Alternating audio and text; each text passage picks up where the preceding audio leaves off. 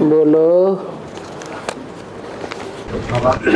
अगस्त्य मुनि का अगस्त्य माना क्या है? अगस्त्य मुनि। हाँ, अगस्त्य का माना क्या है? आ माने नहीं, गत माना जिसकी गति हुई, जैसे हुई हुई ना हुई। गति माने मुक्ति। उसकी गति जैसे हुई हुई ना हुई, एक सेकंड भी नहीं, गया और आया, तो मुक्ति में रहा। मुक्ति में ठहरा या नहीं ठहरा है? नहीं ठहरा, तो उसका नाम रख दिया अगस्त्य मुनि।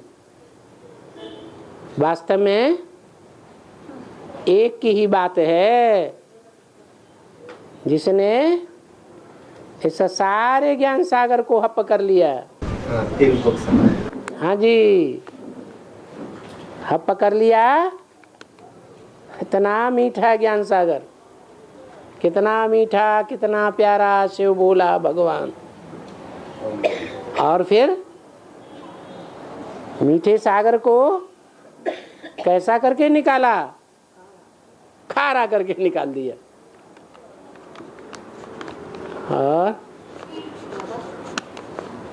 भारत माता शिव हैं? भारत माता शिव। अभी बात पूरी नहीं हुई इनकी। खारा कैसे करके कैसे निकाल दिया है? अरे संगम ने ज्ञान सागर को पिया और द्वापर युग में निकाल दिया व्यास भगवान बनके, तो खारा निकला या मीठा ही मीठा निकला है? शास्त्र कैसे निकले? खारा निकले।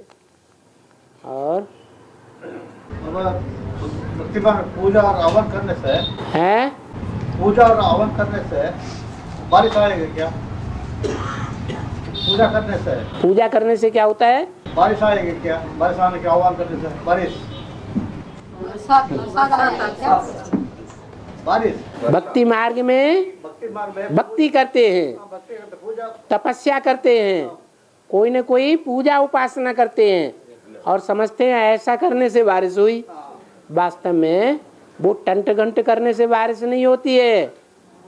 जो ज्ञान बरसात होती है वो बाप की याद करने से बरसात होती है। जितना हम तीखी याद करेंगे, ज्योति बिंदु की याद में रहेंगे, सूक्ष्म स्टेज में टिकेंगे, तो बुद्धि महीन होने से हमारी बुद्धि में मनन चिंतन मंथन की बरसात होने लगेगी, जैसे कि ज्ञान सागर की बरसात हो गई।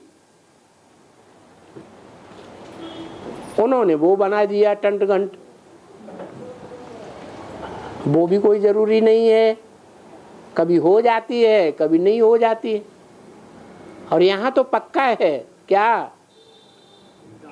जिन दिनों हम अच्छी गहरी याद करते हैं, अच्छी गहरी याद में रहते हैं, तो हमारा मनन चिंतन अच्छा चलता है।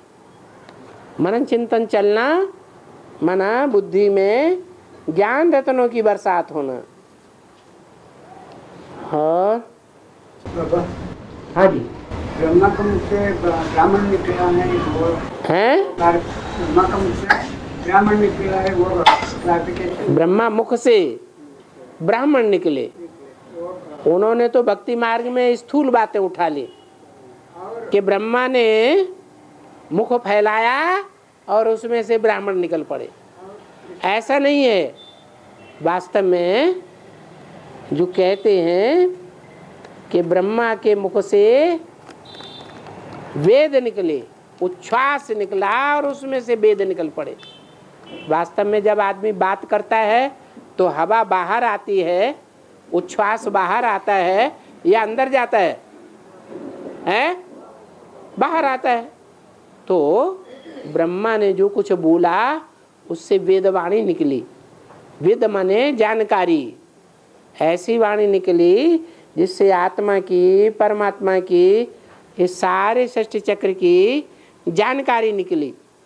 उसका नाम रख दिया वेदवाणी, और उस वेदवाणी को जिन्होंने ग्रहण किया वो ब्राह्मण बन गए। वास्तव में कोई मशीन की तरह कोई कपड़ा नहीं निकल पड़ा। ब्राह्मणों का वस्त्रधारी कोई कपड़ा ऐसे नहीं निकले। ये तो ज्ञान सुनने और समझने और धारण करने की बात है। हाँ, और कृष्ण का मुंह में हैं वैसे कृष्ण का मुंह में माता यशोदा देवी को ब्राह्मण दिखाते हैं, इसका क्या क्या? यशोदा को यशोदा का ब्राह्मण दिखाते हैं ये। हाँ, तो ये माताएं हैं, जो माताएं भगवान बाप को यश देने वाली हैं, ईश्वरीय सेवा करके बाप की ग्लानि तो नहीं करती हैं, महिमा देती हैं, तो उनका नाम यशोदा पड़ गया। वो यशोदाओं को भगवान बाप ज्ञान देते हैं, सारी सृष्टि का दर्शन कराए देते हैं। दर्शन कराना अर्थात तीसरे नेत्र से, ज्ञान चक्षु से सारी दुनिया की जानकारी दे देना। और भारत माता शिव शक्ति अवतार अंत का एक ही नारा है, और ज्ञान गंगाओं के लिए कहा गया है ज्ञान गंगाएं निकली अंत में। कौन पहले निकलेंगे बाबा? नंबरवार निकलेंगे या एक साथ निकलेंगे? भारत माता या गंगा?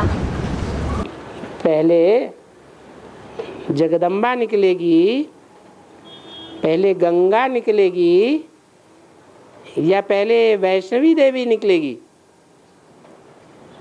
है लास्ट सो फास्ट। तो लास्ट कौन होनी चाहिए? जो नारी से लक्ष्मी बन जाए।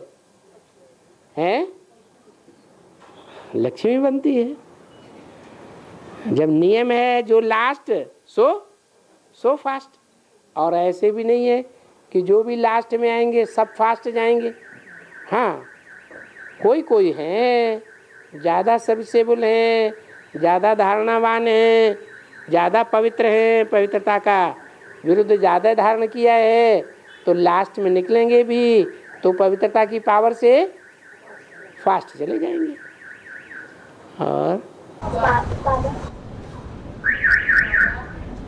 एक मिनट, हाँ जोर से बोलो। शिवलिंग के ऊपर के पत्ते और कांटों के पार लगाते हैं। कांटों के पार लगाते हैं, लगाते हैं।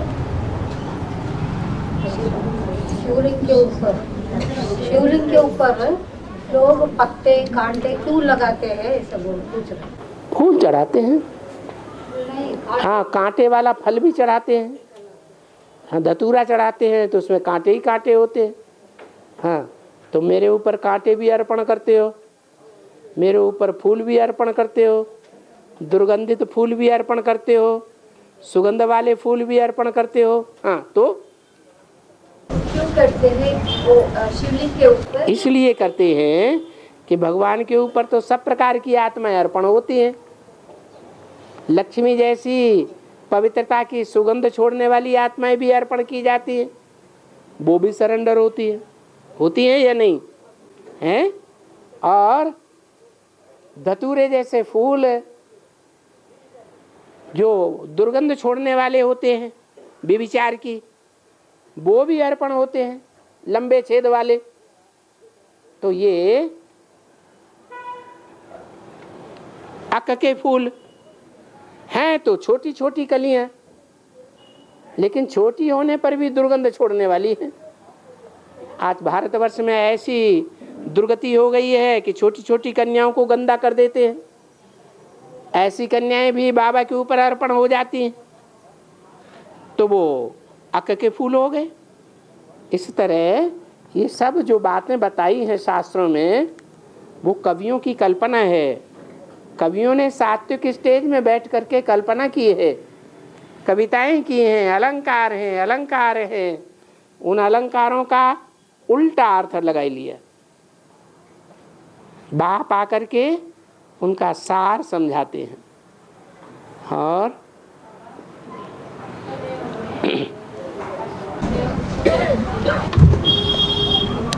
अष्टदेव में सूर्यवंशी का है।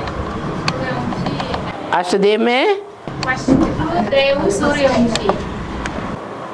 अष्टदेव में फर्स्ट देवता सूर्यवंशी। फर्स्ट देव सूर्यवंशी और सेकंड देव चंद्रवंशी और थर्ड देव इस्लाम वंशी। ऐसे नहीं, जो आठों हैं वो आठों शिव की मूर्तियां हैं, अष्ट मूर्तियां हैं शिव की, और सभी सूर्यवंशी हैं। उनमें कोई भी दूसरे वंश के नहीं है। हाँ, दूसरे वंश की आत्माएं उनसे जन्म लेती है। बाप से जो जन्म लेने वाला बच्चा होगा वो बाप से कम शक्तिशाली होगा या ज्यादा शक्तिशाली होगा? कम शक्तिशाली होता है। तो वो तो सब सूर्यवंशी ही है, वो सब के पूर्वज हैं। और बाबा, कल्प वृक्ष के चित्र में जड़ों में जो बेटे हैं वह ब्रह्मा बाबा और मम्मा नहीं है। भाई पढ़ के सुनाओगे तो लोग ये कहेंगे कि इनको रटाया गया है। बाबा इंग्लिश की ट्रांसलेशन करने के लिए वो बताए न, तुम अपनी भाषा में सुनो, हमारे पास ट्रांसलेटर बैठे हुए हैं। In the kalpa vriksha, mama and ना, तुम अपनी भाषा में बोलो।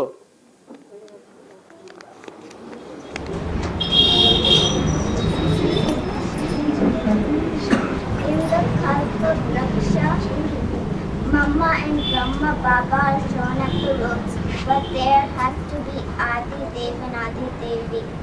Adi Devi is Ram. Adi Devi is Ram Kali Atma. So who is Adi Devi? Chutti Ma or Badi Ma? हाँ, अब बिना नीचे देखे बोलो।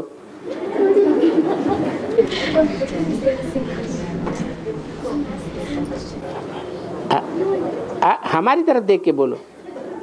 हाँ, In the Kalpa Vriksha, it is shown at the roots that there is Brahma, Baba and Mama there. But there has to be Adi Dev and Adi Devi. Adi Dev is Rambali Atma. So who is Adi Devi, Chutti Ma or Badi Ma?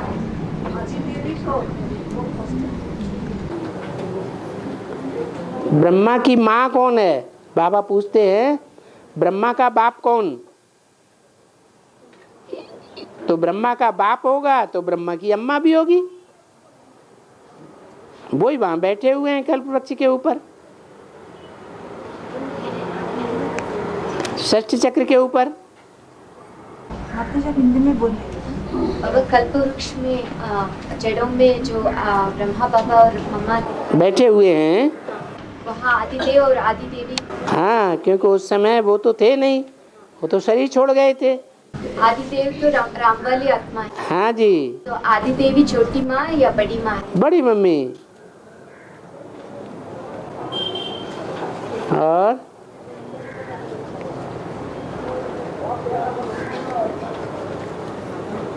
हाँ जी। विष्णु में शिव बाप का प्रवेश होता है क्या? है विष्णु में शिव बाप का प्रवेश होता है क्या? बाप का प्रवेशता विष्णु में बाप का प्रवेश था। शिव बाप। विष्णु पवित्र है या अपवित्र है? हैं? पवित्र में बाप आता है? आता है। फिर विष्णु में कैसे आएगा? विष्णु तो पावन है, तो उसमें शिव बाप के आने की बात ही नहीं। शिव बाप तो अपवित्र में आते हैं और उसको ज्ञान देकर, योग की शिक्षा दे करके विष्णु पावन बनाते हैं। और बाबा मंदिरों में मूर्तियों को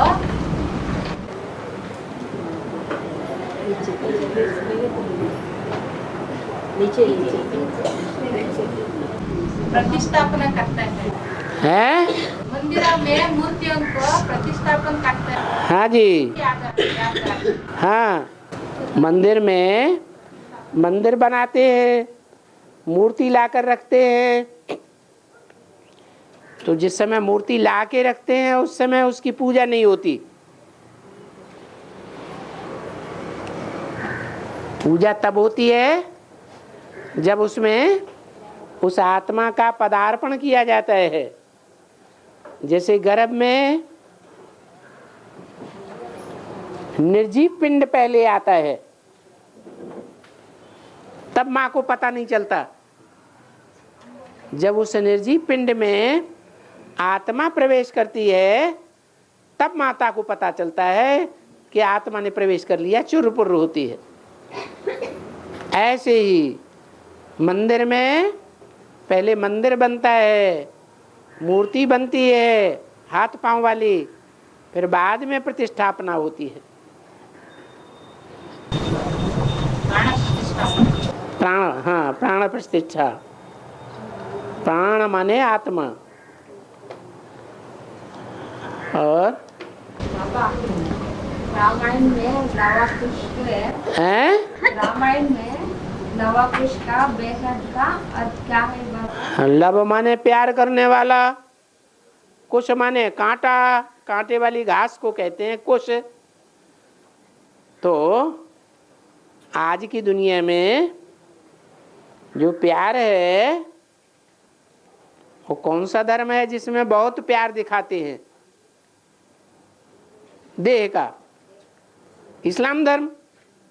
तो इस्लाम धर्म का जो बीज है वो लव हो गया। देहधारी बाप का बड़ा बच्चा। शंकर देहधारी है या निराकारी है? देहधारी। और कुश है छोटा बच्चा जिसे कहते हैं क्रिश्चियन धर्म, हो गया कुश। और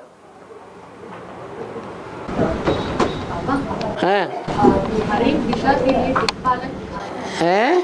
हर एक दिशा के लिए दिक्पालक दिखाता है ना बाबा? हर एक दिशा के लिए, जैसे उत्तर के लिए दिक्पालक दिखाता है ना, दिक्पालक, दिक्पाल। हाँ, तो बेहद में उत्तर और दक्षिण भारत माना क्या बाबा? अरे 4 दिशाएं हैं तो 4 उनके दिक्पाल हुए मुख्य। 8 दिशाएं हैं उनके कोण मिला करके, तो अष्टदेव अष्ट दिक्पाल हुए। 4 मुख्य हुए, देवता, इस्लाम, बौद्धि और क्रिश्चियन। देवता धर्म कहते देवताएं उत्तर में रहते हैं, उनके जस्ट अपोजिट में कौन सा दिशा है? दक्षिण दिशा। दक्षिण में असुर रहते हैं अर्थात इस्लामी। और पूर्व और पश्चिम, पूर्वी देश हुए चीन, जापान, मलाया, ये सारे पूर्वी देश हैं। इनमें बौद्ध धर्म हुआ। और पश्चिम में क्रिश्चियन धर्म। यूरोप, अमेरिका, ये क्रिश्चियन धर्म हो गए। ये 4 दिक्पाल हुए, 4 धर्मों के 4 बीज। और विदेश में भारत से पहले है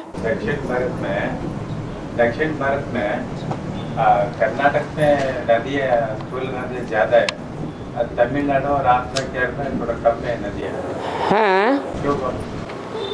क्योंकि ज्ञान का नाटक ज्यादा कौन करता है? कर्नाटक ज्यादा ज्ञान का नाटक करता है। वैसे भी एडवांस में सबसे पहले कौन से प्रदेश वाले आए दक्षिण भारत में? है कर्नाटक ही पहले आया। तो जिसे ज्ञान की चातुर्यता ज्यादा है वो पहले आता है। वहाँ नदियाँ भी जाती हैं। और next to God Shiv, next to God Shankar. परमधाम में ऊंचते ऊंच धाम परम धाम। उसका अधिष्ठाता कौन? मुखिया शिव बाबा।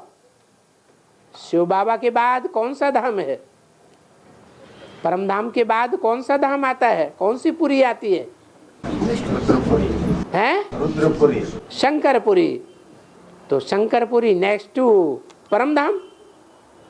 शिव है ऊंचते ऊंच गॉड फादर, तो नेक्स्ट टू शिव शंकर हुआ। और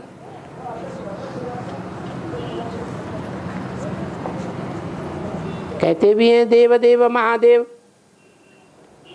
हर हर का मन है हर हर महादेव। हर हर महादेव। हर माने हरण करने वाला। पाप हरण। हर हर पाप हरण माने प्रत्येक पाप को हरण करने वाला। कौन है? कोई तो प्रैक्टिकल में होगा, वो है महादेव। और बाबा महाभारत में अंतिम भीम और दुर्योधन है? भीम वर्सेस दुर्योधन हाँ। लड़ते थे। हाँ? गदा युद्ध। हाँ। भीम ने दुर्योधन को वो जांग में मार मार करके, उसके बाद भी वो तत्क्षण मरा नहीं। हाँ, क्योंकि वो अहंकारी था, उसका अहंकार खत्म नहीं हुआ। अहंकार तब खत्म हुआ जब उसको उसके प्रियतम साथी ने धोखा दे दिया, तब शरीर छोड़ दिया। अहंकार आदमी का टूटता है जब अपने ही अपने को दुख दे देते हैं। तब पता चलता है कि इस दुनिया में मेरा कोई नहीं सिवाय एक भगवान के। संसार ने जब ठुकराया तब द्वार तिहारी आया। ये सारा संसार जब ठुकरा देता है तब भगवान अपना लेता है।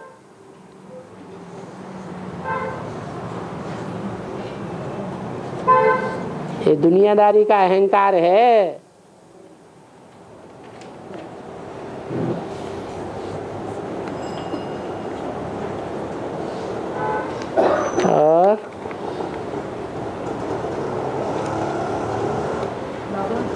और विदेश में भारत से पहले दिन शुरू होता है। विदेश में भारत से पहले ही दिन शुरू होता है। क्या शुरू हो जाता है? दिन शुरू होता है 12 से। भारत में दिन शुरू नहीं, भारत में विदेश में पहले दिन शुरू नहीं होता है। विदेश में बुद्धिवादी होने के कारण उन्होंने जान लिया कि ये पृथ्वी गोल है। भारतवासियों ने ये बात नहीं जानी। गोल होने के कारण वो जानते हैं कि पृथ्वी घूमती है। पृथ्वी अपनी जगह पर घूमती है 24 घंटे में एक बार, और सूर्य के सामने घूमती है। सूर्य बड़ा प्रकाश का गोला है। ये विदेशियों ने पहले जान लिया।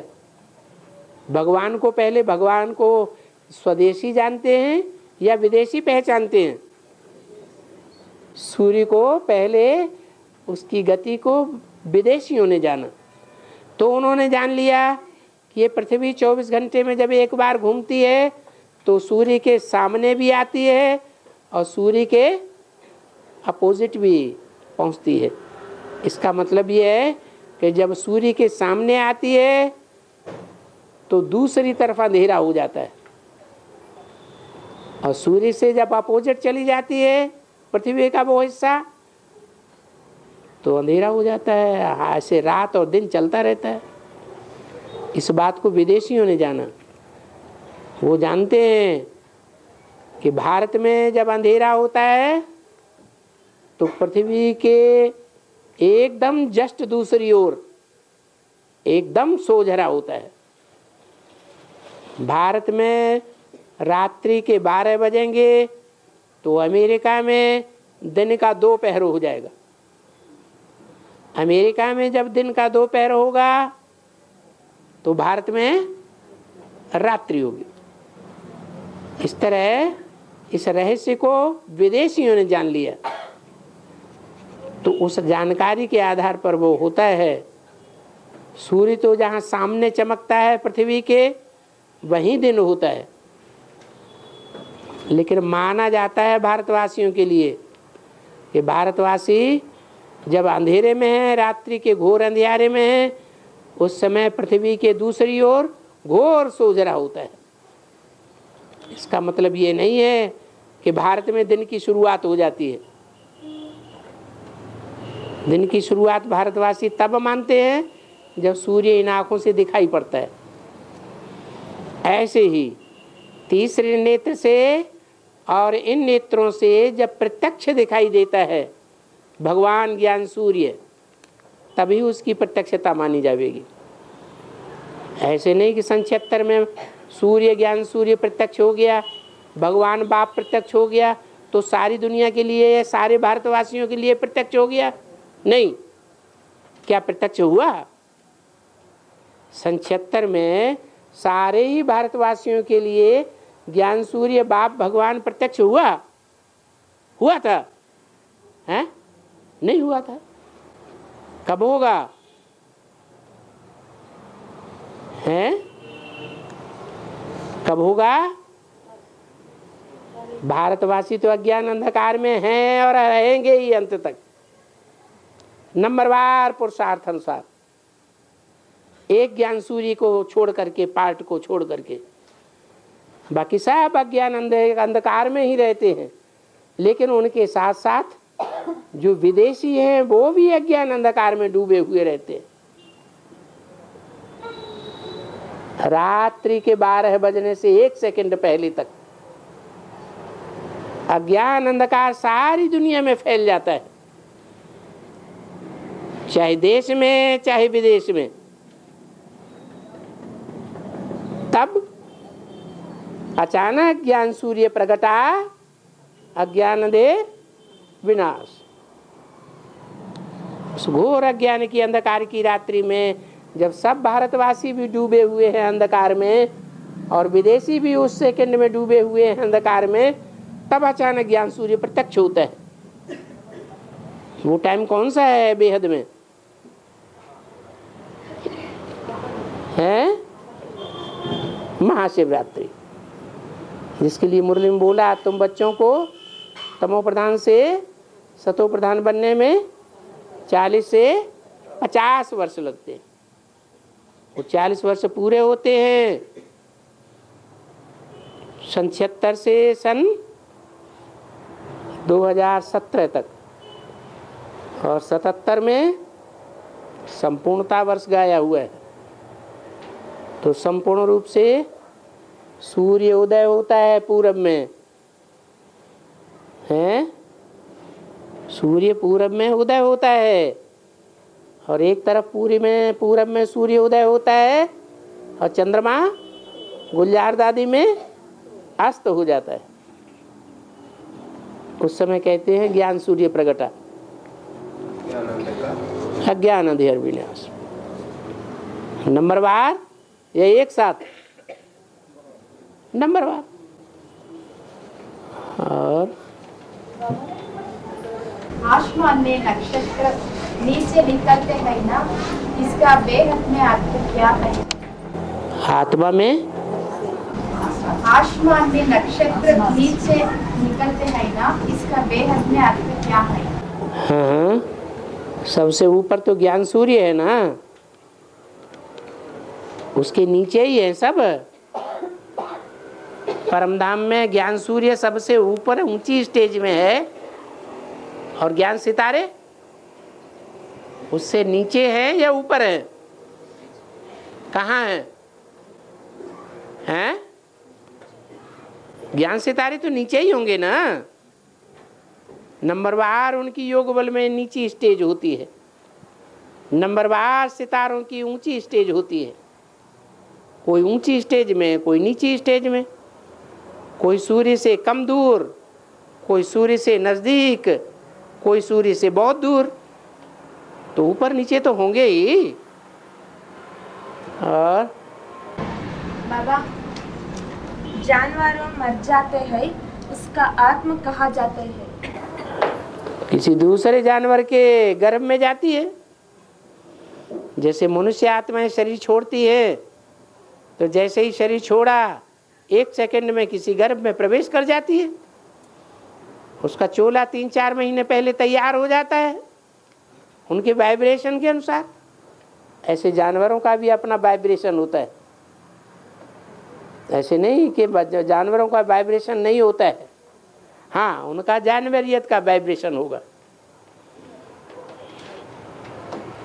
वो वहां जाके प्रवेश करती है।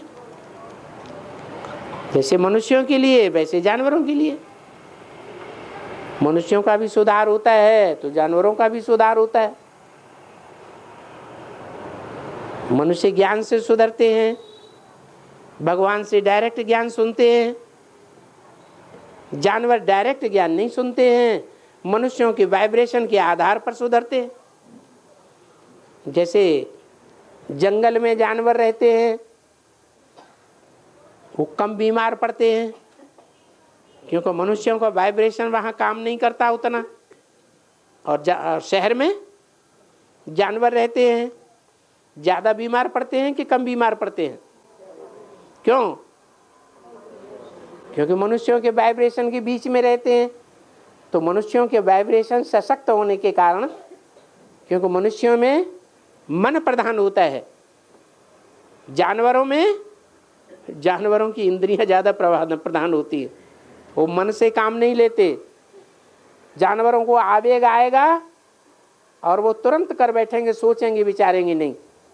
और मनुष्य फिर भी कुछ न कुछ सोचता विचारता है, मन प्रधान होने के कारण। तो मन में वाइब्रेशन जास्ती तीव्र गति से चलते हैं। वो वाइब्रेशन तीव्र होने के कारण वो जानवरों के ऊपर असर करते हैं। जानवरों का प्रभाव मनुष्यों के ऊपर उतना नहीं पड़ता है। और उनका आत्मा मनुष्य शरीर में आता है, उनका आत्मा मनुष्य शरीर में आता है। हाँ, मनुष्यों में अगर जानवरों का खून चढ़ाया जाएगा तो जानवरियत के संस्कार बनेंगे कि नहीं बनेंगे? जो मनुष्य मांस खाते हैं और जो मनुष्य मांस नहीं खाते हैं, शाकाहारी होते हैं, उनकी बुद्धि में कुछ अंतर होता है या नहीं होता है? हैं? होता है? नहीं होता है? हिंसक ज़्यादा कौन से होते हैं? जानवरों का मांस खाने वाले, जानवरों का खून पीने वाले ज़्यादा हिंसक होते हैं या शाकाहारी मनुष्य ज़्यादा हिंसक होते हैं? कौन ज़्यादा हिंसक होते हैं? मांसाहारी ज़्यादा हिंसक होते हैं। उनमें काम वासना भी जास्ती होती है जानवरों की तरह। वो थोड़ी ही देखते हैं हमारी बहन कौन है, हमारी माँ कौन है, हमारी बेटी कौन है। और ಬಾಬಾ ಭಾರತ ದೇಶದಾಗೆ ಭಕ್ತಿ ಮಾರ್ಗ पुण्य क्षेत्रಗಳಿರದೆ भारत में जो भक्ति मार्ग और पुण्य क्षेत्र है ना, वो किसी लिए ऐसा पूछ रहा है? यहाँ की यादगार संगम युग की। संगम युग ज्यादा यादगार हो खेलता। और चिरंजीवी, चिरंजीवी का अर्थ क्या है? ज्यादा समय तक जिंदा रहने वाला। जीवी माने जिंदा रहने वाला, चिरंग माने बहुत लंबे समय तक, चिरकाल तक, उसको कहते हैं चिरंजीवी। और बाबा, भारत में इतनी सारे भाषाएं हैं, कैसे आए बाबा? भारत में इतना सारे भाषाएं हैं, कैसे आए बाबा? क्योंकि भारत से ही अनेक प्रकार के धर्म आए। जितने भी दुनिया में धर्म फैले हैं, दुनिया में और धर्म में कन्वर्ट हुए हैं, वो भारतवासी ही कन्वर्ट हुए हैं कि दूसरे धर्म वाले कन्वर्ट हुए हैं? भारतवासी ही कन्वर्ट होते हैं। तो भारत में ही हर प्रकार की भाषाओं का भी बीज है, धर्मों का भी बीज है। ये वैरायटी धर्म का झाड़ भारत में है। और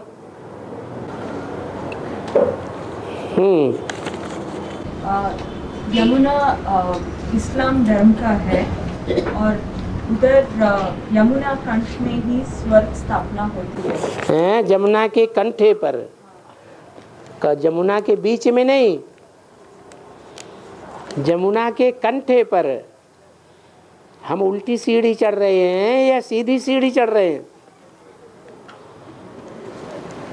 जब हम चढ़ते हैं तो कलयुग से सतयुग की ओर चढ़ते हैं या सतयुग से कलयुग की ओर चढ़ते हैं? हैं? हाँ, कलयुग से सतयुग की ओर चढ़ते हैं। तो जब चढ़ते हैं तो सबसे लास्ट देहधारी धर्म कौन सा है? चढ़ते समय लास्ट में देहधारी धर्म कौन सा है जो सबसे ऊंचाई पर है? हैं? इस्लाम धर्म। तो जो इस्लाम धर्म है उसका भी कोई बीज होगा ना, होगा या नहीं? जो उसका बीज है उस बीज का दूसरा हिस्सा भी होगा ना। जैसे कोई प्रवृत्ति मार्ग के बीज होते हैं, कोई निवृत्ति बीज होते हैं, एक ही दाना होता है। कोई बीज में 2 दाने होते हैं, तो 2 दाने वाला बीज प्रवृत्ति मार्ग का हुआ ना। तो ऐसे ही इस्लाम धर्म में जो साथी बीज है वो साथी बीज ही आधार मूर्त है। उसी में बीज बोया जाता है नई दुनिया का, नहीं तो किसी में बोया जाएगा। इसलिए इस्लाम धर्म की शुरुआत हुई है तो नरक से बीज वहां से ही पड़ता है, अर्थात यमुना नदी से ही बीज पड़ता है। अगर स्वर्ग की शुरुआत होती है तो भी बीज कौन बनता है? यमुना नदी ही बीज बनती है। हाँ, वो कंठा है। और बाबा मुरली में कहा गया है कि जब गंगा आएगी तब धर्म युद्ध लगेगा। हाँ, गंगा के लिए कहते हैं पतित पावनी, पतितों को पावन बनाने वाली। लेकिन पतितों को पावन कब बनाया था? कलयुग में, द्वापर में, सतयुग में, त्रेता में कब बनाया था? हैं? संगम में। जब बाप का संगम होता है नदी के साथ, नदी और सागर का मेल होता है, तभी तो पतित से पावन बनते हैं। नहीं समझ में आया क्या? धर्मयुद्ध क्या है बाबा? धर्मयुद्ध। धर्मयुद्ध होता है ना, जब पतित से पावन बनते हैं तो धर्मयुद्ध होगा या नहीं होगा? गंगा नदी आई पतित, पतितों के साथ में रहते रहते क्या बन गई? राम तेरी गंगा मैली हो गई। तो जब मैली गंगा आती है और सागर से मेल खाती है तो ऊंची ऊंची दीवारें खड़ी हो जाती हैं कि नहीं, लहरों की। इधर से गंगाओं का ज्ञान गंगा, ज्ञान यमुना, ज्ञान सरस्वती, ब्रह्मपुत्रा, ये सारी नदियां टक्कर खाती हैं सागर से। उधर से सागर लहर मारता है जोर से, ऊंची दीवार खड़ी हो जाती है, विघ्न खड़ा हो जाता है। तो युद्ध हुआ कि नहीं पानी में? हैं? जो मनुष्य हैं, जो सागर में रहने वाले सदा हैं सूर्यवंशी, उनके ज्ञान जल में, और जो दूसरे धर्म वाले हैं जो गंगा में हिलोरे खा करके आए हैं पतित बनते हुए, उनके ज्ञान जल में टकराहट होती है तो युद्ध शुरू हो जाता है कि नहीं? युद्ध होते होते होते होते वो गंगा सागर मेला 1 महीने लंबा चलता है। इतना लंबा और कोई मेला नहीं चलता।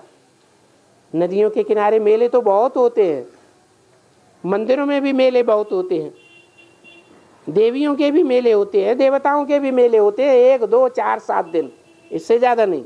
लेकिन गंगा सागर का मेला महीने चलता है। इसका कारण क्या है?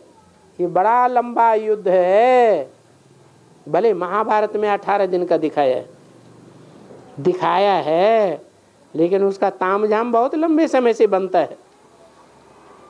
अभी भी बाबा बोलते हैं महाभारत युद्ध सामने खड़ा है। सामने खड़ा है माने तैयार हो जाओ।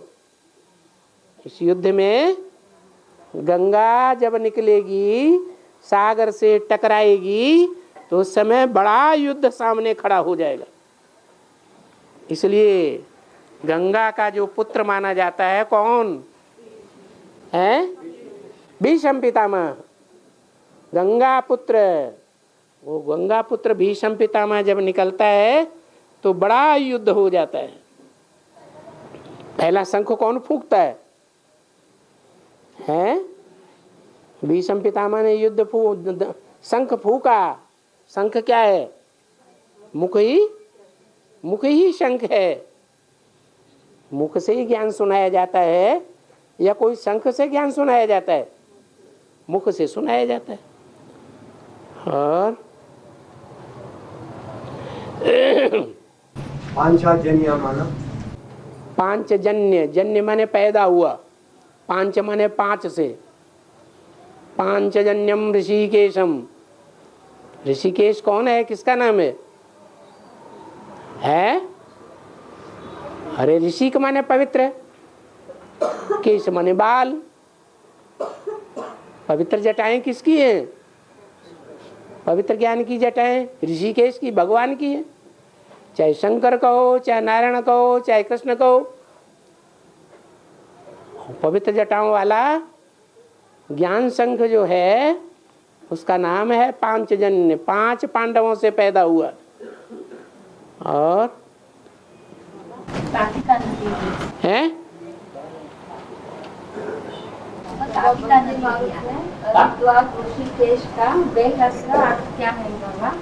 हरिद्वार भक्ति मार्ग में हरिद्वार ऋषिकेश का बेहद सा हरि माने श्री कृष्ण, द्वार माने द्वार। हरि माने श्री कृष्ण का द्वार।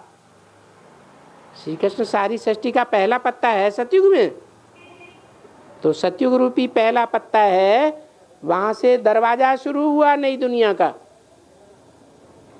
वो हरिद्वार हो गया, मैदान में है। और उससे भी ऊपर की स्टेज में है ऋषिकेश, पवित्र जटाओं वाला, जटाधारी शिव बाबा कहो। जिस शिव बाबा में ज्ञान चंद्रमा मस्तक पर बैठा है, प्यारा बच्चा है, बहुत सर्वसेबुल है। जो प्यारे बच्चे होते हैं बहुत सेवा करते हैं, बाप उनको सर के ऊपर चढ़ाई लेते हैं। और बद्रीनाथ 4 धाम हैं। कौन कौन से? एक केदारनाथ, कौन सी नदी के किनारे? कौन सी नदी से शुरू होता है? केदार धाम। उसके अपोजिट केदार धाम के किनारे, केदार धाम की शुरुआत होती है यमुनोत्री से। उसके अपोजिट में कौन सी नदी है? कौन सा पहाड़ है? गंगोत्री। जहां से गंगा उतरी वहां से गंगोत्री। तो गंगोत्री के किनारे है बद्रीनाथ धाम, वहां है केदारनाथ धाम। ये दोनों एक दूसरे के अपोजिट हैं। और हाँ, कश्मीरी से कमंडल से गंगा निकली है? कावेरी निकलता है ना, उसका बेहद का कावेरी क्या? कमंडल से गंगा कावेरी निकलती है। क्या बोला?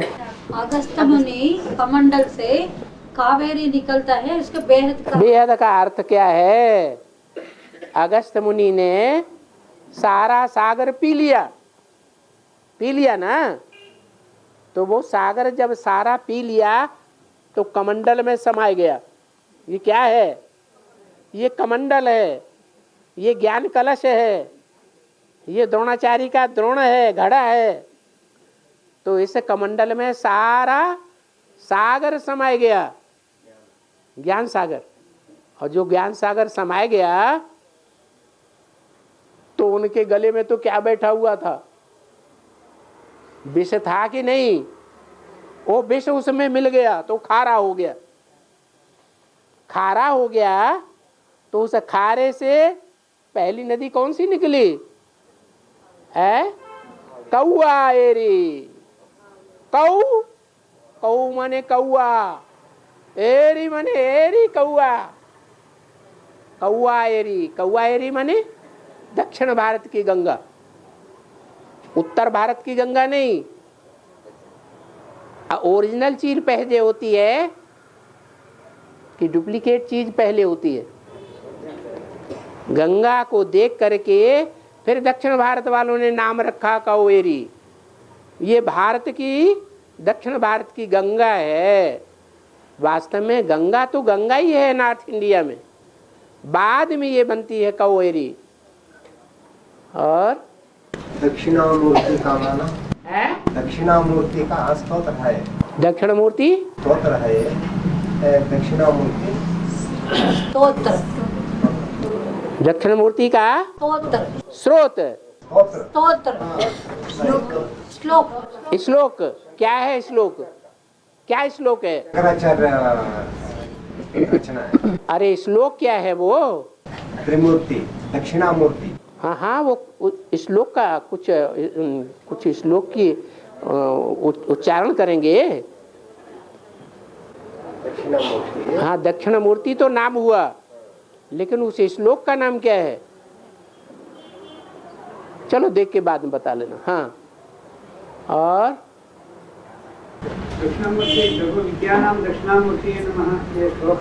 हाँ, पूरा वो श्लोक बताओ, उसका अर्थ बताओ, फिर उसके बाद हम बताएं क्या चक्कर क्या है। माथा पकड़ के क्यों बैठ गए? है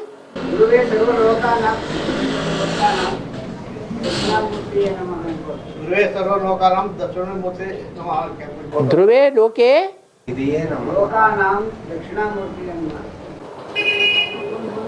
ध्रुवे लोके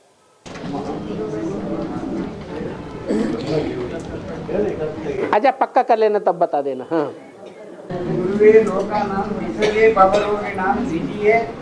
दक्षिणामूर्ति नमः। हाँ, क्या मतलब हुआ? पता नहीं तो पूछते काय के लिए? और श्लोक रट लिया और फिर पूछना शुरू कर दिया। ढेर सारे श्लोक हैं, एक एक श्लोक करके पूछना शुरू करेंगे तो कोई अंत होगा क्या? और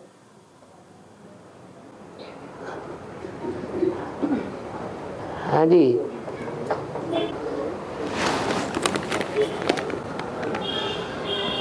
बाबा ज्ञान में चलने वाले भाई लोग, ज्ञान में चलने वाली कन्याओं की और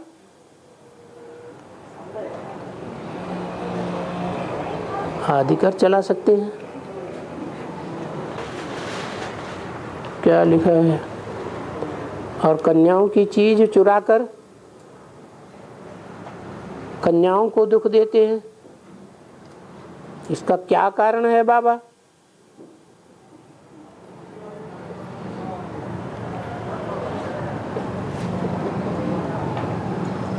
क्या ठीक से किसी ने लिखा है? एक बार उनसे समझ करके फिर पूछो।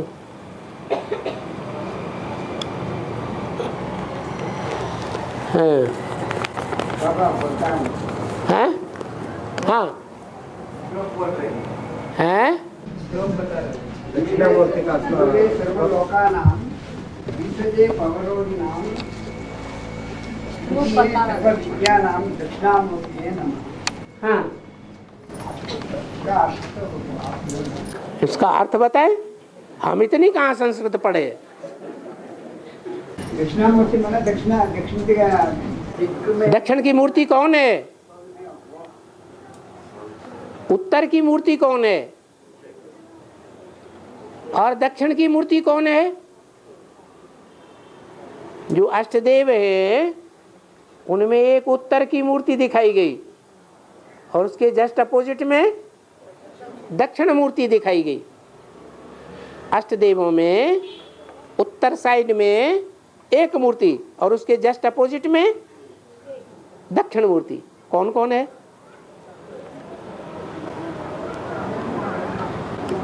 वो नहीं बताएंगे और श्लोक ही बोलेंगे। श्लोक तो ढेर सारे हैं, बोलते रहो। हमको अर्थ चाहिए। उस अर्थ में क्या अनर्थ है और क्या अर्थ है वो तो बाद में बताएंगे ना। और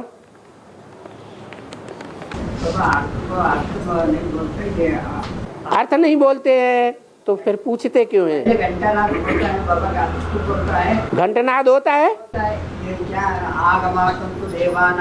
भगवान को बुलाने के ये घंटानाद आगमान्तु देवानाम गमनार्थं तु रक्षसाम। इसका अर्थ है हमको रक्षण करने के लिए, आप हाई करने के लिए ये घंटानाद करता है। बाद में एक बोलता है ये घंटा का अर्थ क्या है?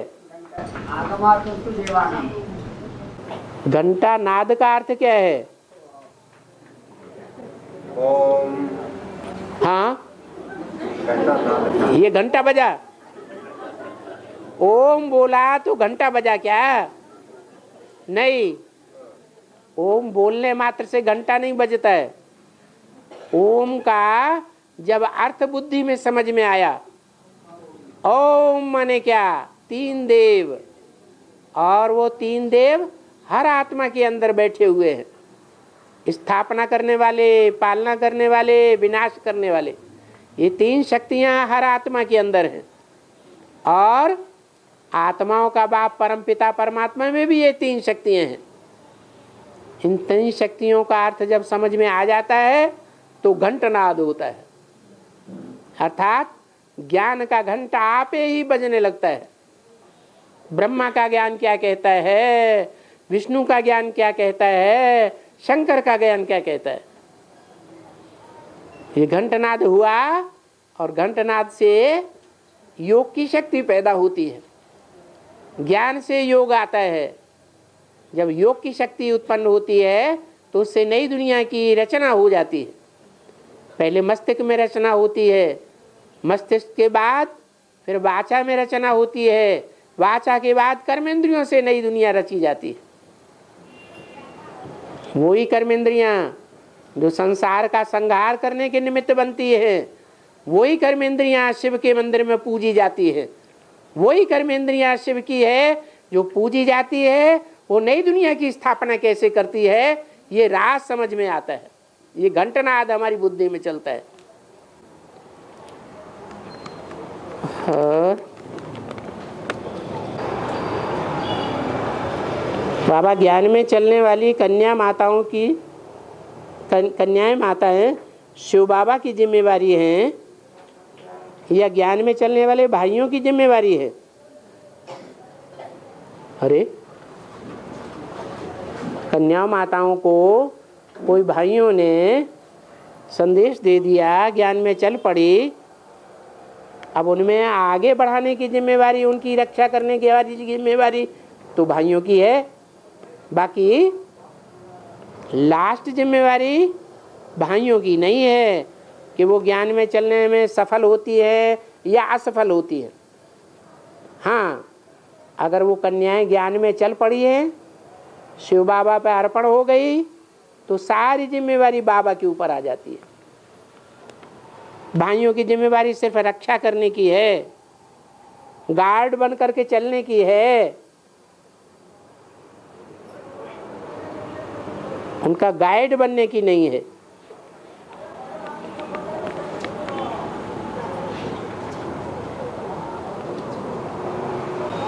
तो उन कन्या माताओं को शिव बाबा के अधीन में रहना है या भाइयों के अधीन में होना है?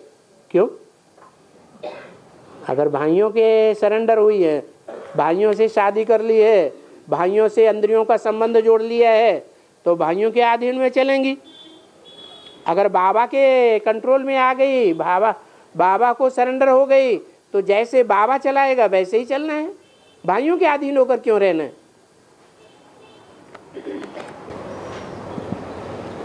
बाबा, हम घर गृहस्थ में रहने वाली कन्या माताओं को भी महादेव सीरियल देखने का बहुत आशा है। क्या हम भी MM से, मिनी मधुबन से महादेव की सीढ़ी कॉपी करवा सकते हैं?